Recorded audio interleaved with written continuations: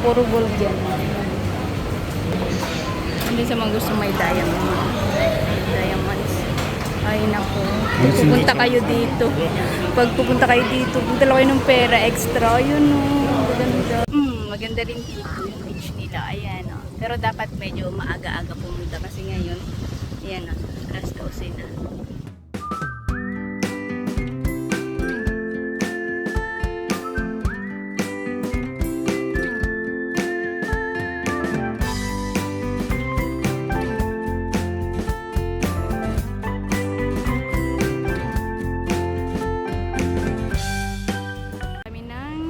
Diram yung ano yung sa may bilihan ng mga kilo 4 dalawa na yon 4 so ang isa is 2 so parang 30 pesos isang tao. Ayun, I think okay yung sumakay ng bangka kasi kung mula kayo dito sa Old City sa Old Town kasi pag sasakay kami ng bus or metro malayo pa yung lalakarin pero ito nandito lang siya. Ayan. And then, 30 pesos lang isang tao.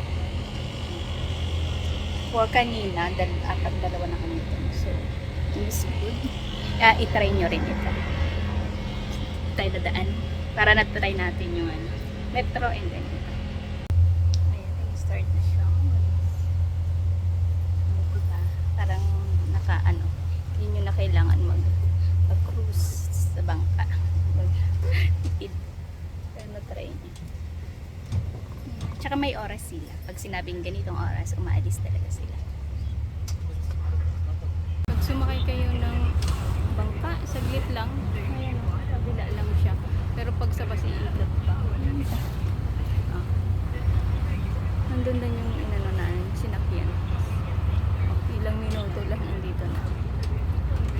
See? Ayun yung old. Diyan tayo galing. And then lumiban lang. Kaya pala mura siya. Kaya pala 30 pesos lang. And then, eto na. Yung Dera Old Square. Dito yung maraming bilihan ng gold. Diba? Ang lapit-lapit lang niya. Ang saglit lang. Old. Ayan o.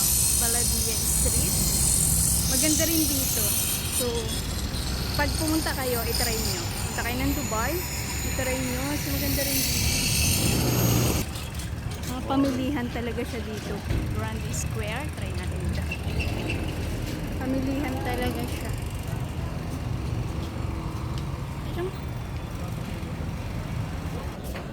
Mga ano lang dito, spice. Ganang spice damitan. And then tela. Ayan, mga souvenir. Pero mostly spices.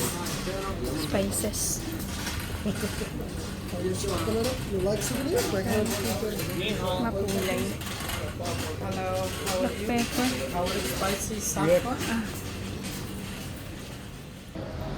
Marami rin dito turista. Mostly Korean at saka Chinese. Ayan. Doon may utensil square. Pasok niyo. Maganda dito, I think.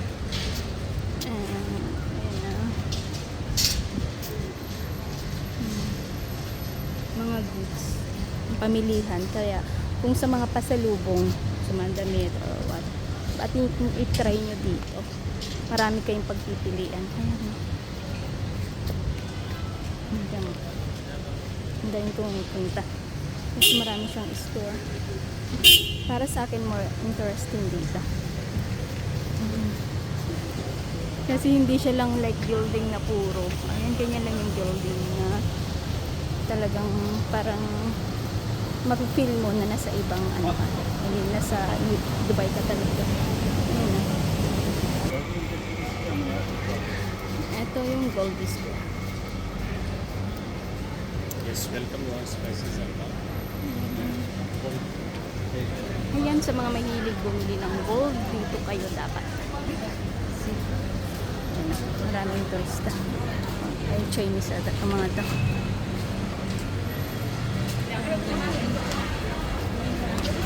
Ayan, makikita niyo dito talaga ang dami.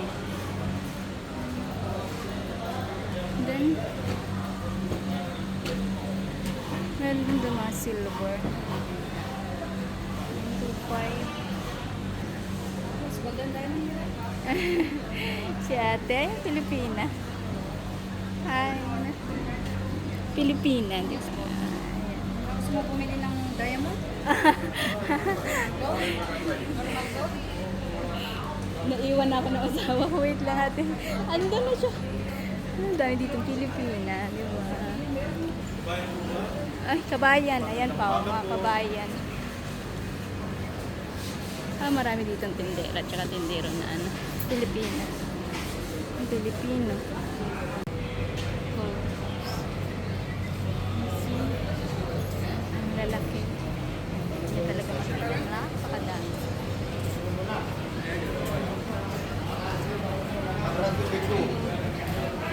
Puro gold yan.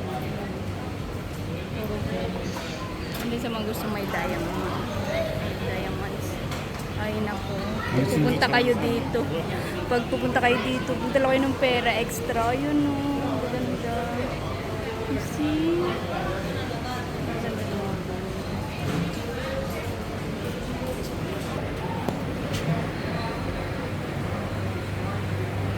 Mag-iipot tayo ng marami para makabili tayo ng ganyan.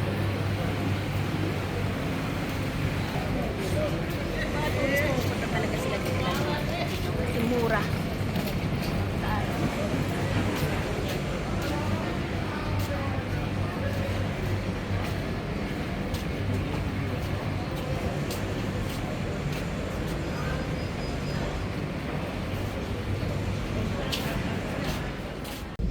Yung card ng metro, ayan o, pwede nyo rin siyang gamitin sa bus. Kaya nag-bus kami ngayon.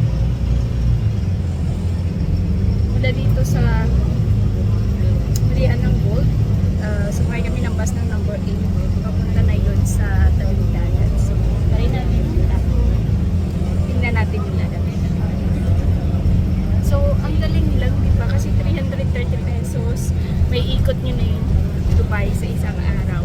Saan kayo pumunta? Galing lang, mura lang. Dito, pangalan ng Laguna.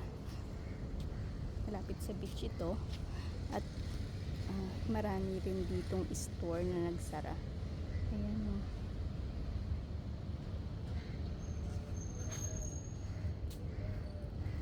Tayo ng beach. Kaya wala masyadong tao. Ayan, turista. Nandito. Kailan-ilan. Meron ditong water park. Ayan, pero close din siya. Close. Marami na nagko-close talaga dito. Ayan.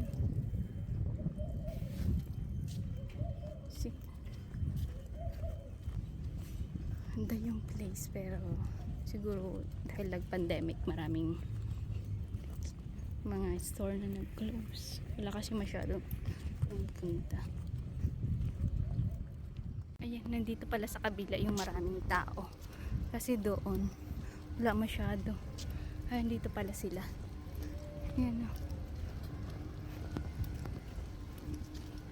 Ayan, public beach nila. Ito. May naka-swimsuit. Mga naka-swimsuit din yan dito. Ayan.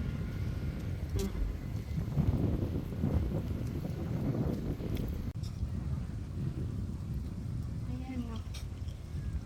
Maganda rin yung buhangin dito. Kita nyo. At saka syempre. Malaya dito. Mga babae pwedeng magsingsot. Okay din. Dito maraming nalilito.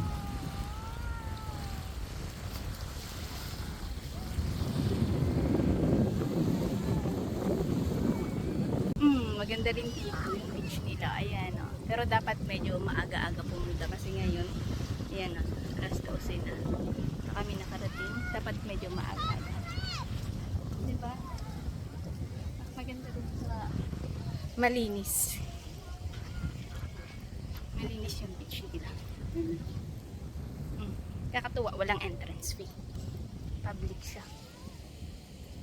So worth siguro pag mga ano, weekend. Mas maraming tao kasi. Ngayon weekdays. Pero may mga ipailan-ilan. Ang galing lang. O, diba? Ganda rin.